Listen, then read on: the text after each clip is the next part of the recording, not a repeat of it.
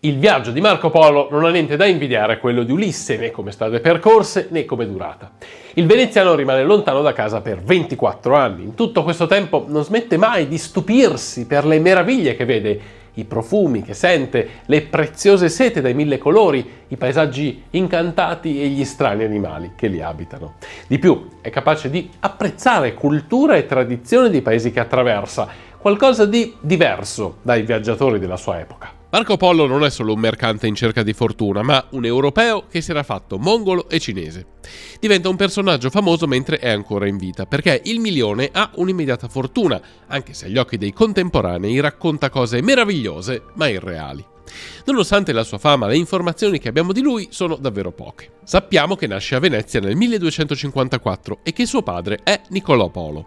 La madre muore quando Marco è ancora bambino, mentre il padre è in viaggio con lo zio Maffeo. Per parlare di Marco Polo siamo venuti anche alla mostra che è allestita in questo periodo a Palazzo Ducale e che ripercorre i viaggi, gli oggetti e i diari di questo grande mercante del 200.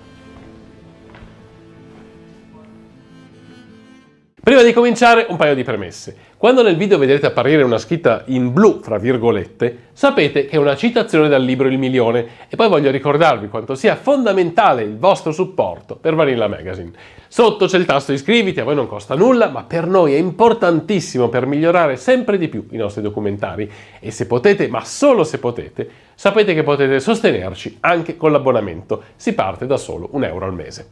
Grazie mille a tutti e ora cominciamo! Niccolò e Maffeo Polo lasciano Venezia verso la fine degli anni 50 del 1200, fanno tappa in Crimea da un altro fratello e poi partono per l'Asia intorno al 1260. I due veneziani arrivano fino alla corte di Kublai Khan, l'imperatore mongolo che poi affascinerà il giovane Marco al suo arrivo in Cina. Questo primo viaggio è una sorta di missione alla ricerca di possibilità commerciali che si prolunga per molti anni perché i Polo capitano in mezzo a guerre intestine fra gli eredi di Gengis Khan. I due fratelli fanno ritorno a Venezia nel 1269. Niccolò, Maffeo e Marco, che all'epoca ha circa 17 anni, ripartono per l'Oriente nella primavera del 1271. La prima tappa del lunghissimo viaggio è a Acri, in Palestina. Ad Acri hanno modo di incontrare il legato apostolico Tebaldo Visconti e gli espongono un problema di non facile soluzione. Dietro richiesta di Kublai Khan, i Polo avevano promesso di tornare in Asia insieme a qualche teologo esperto e con l'olio delle lampade del Santo Sepolcro come dono per la madre dell'imperatore che aveva abbracciato il cristianesimo della chiesa nestoriana. Sembra una richiesta banale, ma a quell'epoca è difficilissima perché non c'è un papa a cui inoltrarla. Il trono pontificio è vacante da oltre 2 anni. I Polo ripartono a mani vuote, ma quando arrivano nel porto di Lajazzo, nell'attuale Turchia, li raggiunge la notizia che proprio quel Tebaldo Visconti è salito al soglio pontificio con il nome di Gregorio X. I tre veneziani tornano verso Acri, dove li aspetta colui che è diventato papa, il quale affida a 2 frati domenicani il compito di portare doni all'imperatore mongolo e soprattutto intessere relazioni diplomatiche in vista di una possibile alleanza contro i Mamelucchi. La nave riparte per Lajazzo, dove succede qualcosa di molto strano. I 2 frati disobbediscono agli ordini del pontefice e si rifiutano di proseguire il viaggio. Troppo pericoloso, dicono. Si può dire che la grande avventura di Marco Polo inizi qui. Un viaggio incredibile che tuttora appare quasi leggendario. Anche perché, a onor del vero, Marco Polo mescola a volte realtà e fantasia. D'altronde, chi tra i suoi contemporanei poteva contraddirlo? Il primo tratto del viaggio attraverso l'Anatolia ripercorre strade note a Niccolò e Maffeo e usate dai mercanti occidentali. Arrivano in Cappadocia, dove ancora vive un popolo nomade che non ha adottato i raffinati costumi degli ottomani, poi si inoltrano negli aspri territori della Grande Armenia, dove svetta il monte Ararat, quello dove si era posata la biblica Arca di Noè. Nei pressi di Baku, in Azerbaigian, Marco Polo si trova di fronte a una strana sorgente, da cui zampilla quello che nel Milione definisce olio non usabile come alimento, ma buono per ardere. Lui non sa come verrà chiamato in futuro, ma è di fronte a un giacimento di petrolio. Lo usano i pastori nomadi di quelle regioni e anche quelli della Persia per scaldarsi. Marco Polo non ha interessi da storico, preferisce conservare la realtà così come gli si presenta, ma non riesce a nascondere il fascino che esercita su di lui la città di Baghdad. È come un sogno, Baghdad. un'immagine della mente disegnata attraverso i racconti delle Mille e una notte che Marco, da bambino, ha udito narrare a Venezia dai mercanti che tornavano da Oriente. Niente a che fare con la città che si trova davanti. I mongoli l'hanno conquistata nel 1258 e la sontuosa bellezza di Baghdad è ormai solo un ricordo. Marco però la vede ancora quella bellezza, oppure se la immagina, perché forse l'antica capitale non rientra nell'itinerario percorso dai veneziani. Nel Milone sono descritti luoghi che in realtà Marco Polo non ha visitato, ma di cui ha sentito parlare nel corso del suo viaggio. Attraversa deserti e luoghi inospitali, dove deve vedersela con uomini che conoscono le arti magiche e diaboliche, fanno incantesimi e provocano l'oscurità in pieno giorno. Il racconto del pericoloso incontro con questi predoni, che forse sfruttano l'oscurità provocata da tempeste di sabbia, costituisce uno dei pochi riferimenti personali contenuti nel libro. Polo non parla quasi mai di sé, del padre e dello zio, e tantomeno del tipo di affari che li ha spinti a intraprendere quel viaggio. Gli affari sono un segreto, per ovvi motivi di concorrenza. Marco Polo racconta anche molte storie leggendarie, come quella del grande veglio della montagna, ovvero il capo degli Ismailiti che aveva fondato una setta scismatica dell'Islam. Descrive un luogo nella valle dello Sharud, nell'odierno Iran, dove il veglio aveva creato un'oasi paradisiaca per i suoi adepti, a patto che fossero disposti a compiere degli omicidi.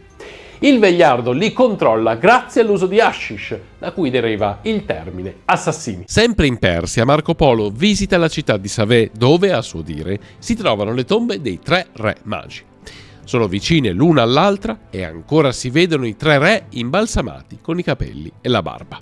Questa notizia all'uscita del libro fa sorgere non poche polemiche, perché all'epoca venivano venerate delle reliquie dei magi, custodite nella cattedrale di Colonia, in Germania.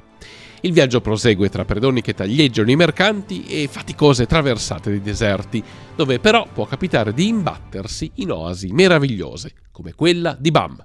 A quel punto, se i Polo avessero proseguito il viaggio in linea retta, sarebbero arrivati direttamente in Cina e invece piegano verso sud, diretti a Hormuz nel Golfo Persico, per proseguire via mare. Poi ci ripensano, perché le navi che vedono sono troppo malandate e comunque vengono a sapere che Kublai Khan non ha il controllo sui porti cinesi. Impiegano circa un mese per ritornare a Kernan. Da lì entrano in Afghanistan e proseguono verso nord, fino a giungere a Balkh, l'antica Battriana che Marco definisce una nobile e grande città. La stessa dove Alessandro Magno aveva sposato la bellissima Rossane. Nel percorso di avvicinamento alla Cina, Marco Polo parla anche di Samarcanda, ma è improbabile che il gruppo si sia spinto tanto a nord. I veneziani arrivano nel Badakhshan, una regione storica oggi divisa fra Afghanistan, Tagikistan e una contea autonoma della Cina. Un posto ameno e accogliente, dove sono costretti a fermarsi per un anno perché Marco si ammala. Non sappiamo quando questo accada, forse il 1273 o il 1274. Il viaggio prosegue attraverso il Turkestan e l'altopiano del Pamir, fino al deserto di Gobi. Lì li attende una difficilissima traversata in un territorio dove non si trovano bestie né uccelli, perché non c'è di che vivere. I Polo riescono a sopravvivere ed entrano finalmente nei territori governati da Kublai Khan. Arrivano a Karakorum e poi finalmente a Chengdu, dove l'imperatore trascorre i mesi estivi. Kublai Khan è l'ultimo dei Gran Khan, nipote di un condottiero che solo a nominarlo incute terrore. Gengis Khan, il padre dell'impero mongolo. Kublai Khan non ha la ferocia del nonno, ma riesce a sottomettere i vasti territori della Cina meridionale, ancora dominati dalla dinastia Song. C'è da dire che i discendenti di Gengis Khan, tra lotte intestine e guerre fratricide, dividono l'impero in 4 territori, tutti formalmente soggetti al Gran Khan, titolo che Kublai conquista nel 1260. Il titolo è certo prestigioso, ma solo nominale, perché i 4 khanati sono di fatto stati indipendenti, tutti governati da discendenti di Gengis Khan, che spesso litigano fra loro e che poi avranno storie e destini diversi.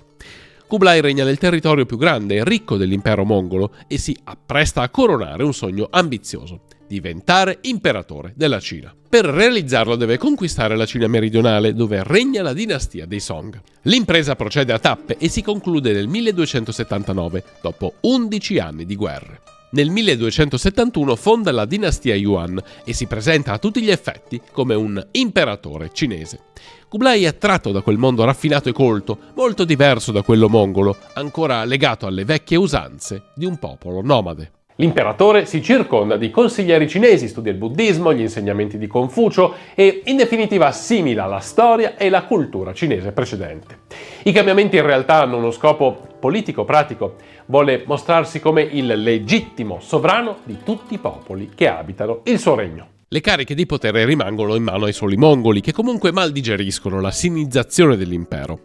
Anche la capitale cambia, non è più Karakorum in Mongolia, ma diventa Kambalik, la odierna Pechino, e nel periodo estivo Xanadu o Shangdu della Mongolia interna. Tutto questo non significa che mongoli e cinesi siano considerati uguali, anzi, gli Han sono soggetti a pesanti discriminazioni. Kublai però prende diverse misure che mostrano la sua lungimiranza, a partire dalla tolleranza religiosa, ad eccezione del taoismo, fino all'uso di lingue diverse nell'apparato amministrativo. Si dimostra anche un grande imperatore che ha a cuore lo sviluppo del paese. Tra le altre cose fa ricostruire il Gran Canale della Cina, realizza un'ampia rete di nuove strade dove sorgono innumerevoli stazioni di cambio che rendono efficiente il sistema postale. E poi costruisce migliaia di scuole, promuove lo studio delle discipline scientifiche e artistiche, si avvale delle conoscenze di studiosi musulmani in campo medico, astronomico, matematico e geografico. Sono proprio dei cartografi musulmani a realizzare delle mappe precise dei paesi attraverso i quali si snoda la via della seta, fondamentale per il commercio. Attività che conosce uno sviluppo senza precedenti, grazie anche a una politica fiscale che favorisce artigiani e mercanti. È in questo contesto di fermento economico e culturale che Marco Polo arriva in Cina. Gli occidentali all'epoca non sanno quasi nulla dell'Asia, almeno quella più orientale, che rimane un territorio misterioso, quasi leggendario. Solo dopo l'anno 1000, quando in Europa c'è un grande sviluppo economico, il commercio diventa un'attività di grande importanza, in particolare per le città affacciate sul mare come Genova, Pisa e Venezia, favorite anche dalla fondazione dei regni crociati. Nel frattempo in Cina la collaborazione tra associazioni di mercanti arabi, siriani e persiani soprattutto, e mongoli incrementa lo scambio di merci tra Oriente e Occidente e già nella prima metà del 1300 sia veneziani sia genovesi riescono a creare delle basi d'appoggio in Cina, probabilmente anche grazie alle notizie riportate da Marco Polo. Prima dei Polo erano arrivati in Cina verso la metà del 1200 dei frati inviati sia dal Papa sia dal cristianissimo re francese Luigi IX, detto il Santo, con la missione di convertire i mongoli. Ma i frati non riescono ad avere successo, tanto è vero che diversi Khan chiedono agli ambasciatori cristiani la sottomissione dei loro paesi ai mongoli, convinti di essere destinati a dominare il mondo. Questi viaggi, anche se non portano conversioni, sono comunque utilissimi a fornire notizie di prima mano sulla Cina e sulla cultura orientale. I tre veneziani partono per il loro avventuroso viaggio sulla scorta di queste poche informazioni, integrate da quelle fornite dai mercanti arabi che fanno base sulle coste del Mar Nero. Marco Polo è uno dei primi europei ad arrivare nell'impero di Kublai Khan ed è la sua fortuna. Questa sorta di primato gli consente di raggiungere un importante ruolo a corte, una posizione di rilievo che nessun altro europeo, dopo di lui, riuscirà a ricoprire. Niccolò, Maffeo e Marco Polo arrivano in Cina nel 1275 o forse nel 1274, certamente durante l'estate, perché si presentano a ossequiare il Gran Khan nel palazzo reale di Shangdu, che nel milione viene chiamato Chandu. È la residenza estiva della corte, lussuosa e ricca di meraviglie, capace di accogliere entro le sue mura qualcosa come 100.000 persone. Marco Polo è stupito dalla città e dal palazzo. C'è un enorme edificio in marmo che ha stanze dorate tutte dipinte con soggetti naturalistici e intorno un parco immenso con fiumi e ruscelli dove vivono tutti i tipi di animali selvatici, esclusi quelli di natura feroce. È una tenuta dove l'imperatore caccia con i suoi falchi e anche con un leopardo che lo accompagna mentre è in groppa al suo cavallo. C'è un sontuoso padiglione interamente costruito con canne di bambù, che può essere smontato e rimontato, forse un omaggio alla cultura nomade dei mongoli. Il Gran Khan dimora a Shangdu per 3 mesi l'anno, vale a dire giugno, luglio e agosto. La città, data alle fiamme nel 1369 dall'esercito dei Ming, ha assunto nel tempo contorni leggendari, di luogo quasi mitico e incantato. Marco Polo si interessa alla cultura mongola e impara a parlare diverse lingue. Il persiano, che è la lingua usata nel mondo dei commerci, e poi il turco e il mongolo e almeno un'altra, anche se non si sa di quale si tratti. Il grande valore di questo giovane uomo, che all'epoca deve avere circa 21 anni, colpisce il Gran Khan, tanto da affidargli una missione in una delle regioni da poco conquistate, lo Yunnan.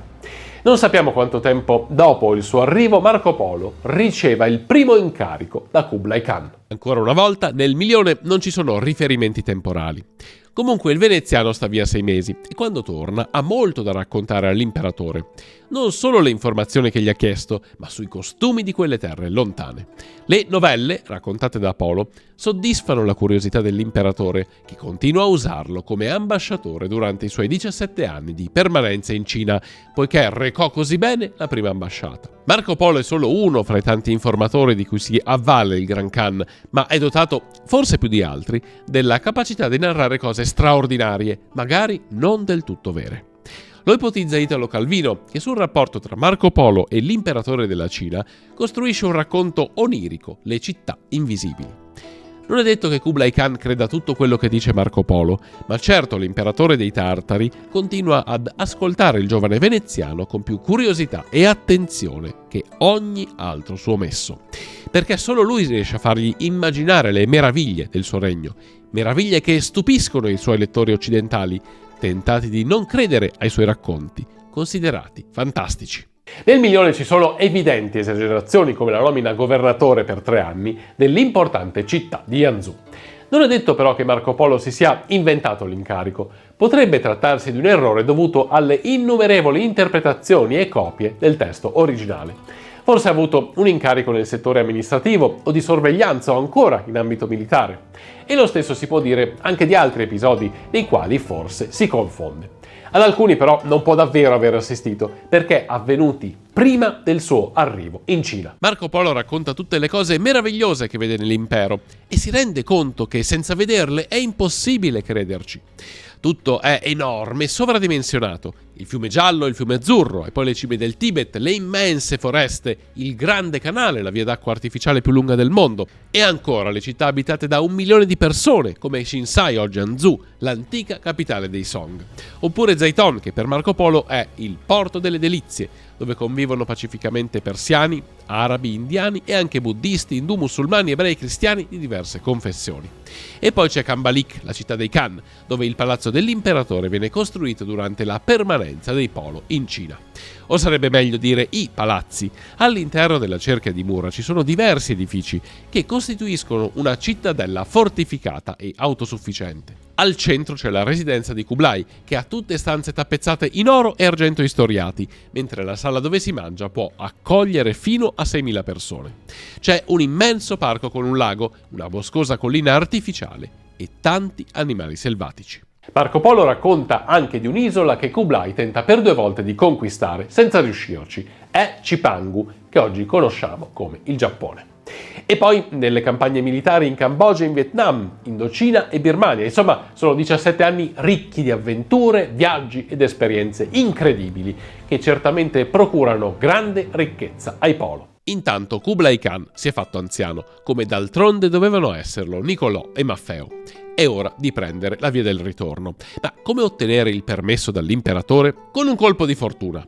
Nel 1290 l'Il Khan di Persia, Arghun, che è nipote di Kublai, perde la moglie preferita, Bolgana. Allora manda 3 ambasciatori a Kambalik per richiedere all'imperatore una nuova sposa. La scelta cade su una fanciulla di 17 anni, Kokachin, dama molto bella e avvenente. Sono proprio i 3 ambasciatori a esprimere il desiderio che i 3 veneziani facciano parte del seguito della principessa, per un motivo ben preciso. Il viaggio via terra è troppo lungo, faticoso e pericoloso per le guerre in corso. Si deve viaggiare via mare, ma i mongoli non amano navigare, sono estranei a ogni navigazione. Per questo gli emissari dell'Iklan chiedono di essere accompagnati dai Polo. Tra l'altro Marco è appena rientrato da una missione in India, paese che la piccola flotta deve costeggiare lungo la rotta. Kublai acconsente, Marco dice appena e malvolentieri, tanto li amava. Dal porto di Zaiton, oggi Changzhou, partono 14 grandi navi, probabilmente nel febbraio del 1291. A maggio arrivano sull'isola di Giava, dove si fermano per 5 mesi, forse per motivi legati ai monsoni che li bloccano in quella stagione. A novembre riprendono il mare e fanno rotta verso l'India, che toccano all'inizio del 1292. Il viaggio, che prosegue verso Hormuz, si conclude nella primavera del 1293 o addirittura qualche mese dopo. Il lunghissimo tempo impiegato dimostra che la navigazione non era stata facile e probabilmente era occorso qualche grave incidente, perché delle 600 persone del seguito, esclusi i marinai, ne arrivano vive soltanto 18. Nel frattempo Arghun è morto e Kokachin sposa suo figlio, che sale al trono nel 1295. I Polo, nei primi mesi del 1295, prendono la via per Venezia che, passando attraverso l'Armenia e la Georgia, li conduce a Trebisonda. La città è uno snodo commerciale di grande importanza, dove i mercanti fanno buoni affari. Ai Polo invece capita un brutto affare che Marco, che ci racconta pochissimo di sé, non riporta nel milione. Grazie al testamento dello zio Maffeo, sappiamo che una buona fetta di tutte le loro ricchezze viene sequestrata dai funzionari dell'imperatore Giovanni II. Anche se molto alleggeriti, i veneziani arrivano a casa verso la fine del 1295. Marco Polo ha 41 anni, è stato via da casa per decenni e ha visto tante cose tutte insieme che forse nessun altro nella storia aveva mai visto prima. I Polo trovano una situazione complessa. Venezia è in guerra con Genova, che nel 1298 vince una battaglia dove Marco Polo è fatto prigioniero, forse a Curzola in Dalmazia o più probabilmente a Laiazzo. Mentre in carcere Marco racconta le sue avventure al compagno di cella, uno scrittore di opere cavalleresche, Rustichello da Pisa. Lui le trascrive mettendoci comunque del suo, usando una lingua letteraria, il franco-veneto. Polo ne ha senz'altro una copia quando viene liberato nell'agosto del 1299. Il libro viene tradotto in molte lingue, ma i manoscritti originali sono andati perduti. Oggi esistono circa 150 copie redatte prima dell'uso della stampa, tutte molto diverse fra loro, sia per probabili errori di copiatura, sia per possibili interpolazioni inserite dai copisti stessi. Comunque sia, il Milione è ancora oggi considerato uno dei capolavori della letteratura di viaggio. Il libro ha come titolo originale Le Divisamment du Monde, la descrizione del mondo, mentre il Milione è forse dovuto a un adattamento del soprannome della famiglia Polo, Emilione. Un'ipotesi più suggestiva suggerisce che sia dovuto al fatto che Polo racconta continuamente delle grandi ricchezze di Kublai Khan, sempre in termini di milioni. Il Milione diventa un bestseller, ma molti dubitano dei suoi resoconti fantastici, tanto che in punto di morte qualcuno, per salvare la sua anima, chiede a Polo di ammettere che si tratta di menzogne. Marco invece dice: «Non ho raccontato neanche la metà di quello che ho fatto e veduto nei miei viaggi, perché sapevo che non sarei stato creduto». Ancora oggi qualcuno dubita che Marco Polo sia arrivato in Cina, perché mancano accenni, ad esempio, alla Grande Muraglia, al tè, all'uso delle bacchette al posto delle posate e alla tradizionale fasciatura dei piedi delle donne. Una spiegazione c'è. La Grande Muraglia, che all'epoca era in rovina, viene ricostruita durante la successiva dinastia Ming nel XVII secolo. C'è da dire poi che anche altri viaggiatori del secolo successivo tacciono su quegli elementi non citati da Polo. E invece il Milione fornisce notizie storiche e antropologiche che testimoniano l'affidabilità del veneziano, al netto degli indubbi voli di fantasia. Cristoforo Colombo porta con sé nel suo viaggio verso le Americhe una copia del Milione, dove annota le sue considerazioni sui luoghi raggiunti. È convinto di essere arrivato in Cina e scambia l'isola di Cuba con quella di Cipango, il Giappone. Anche il mappamondo di Fra Mauro testimonia l'influenza del Milione.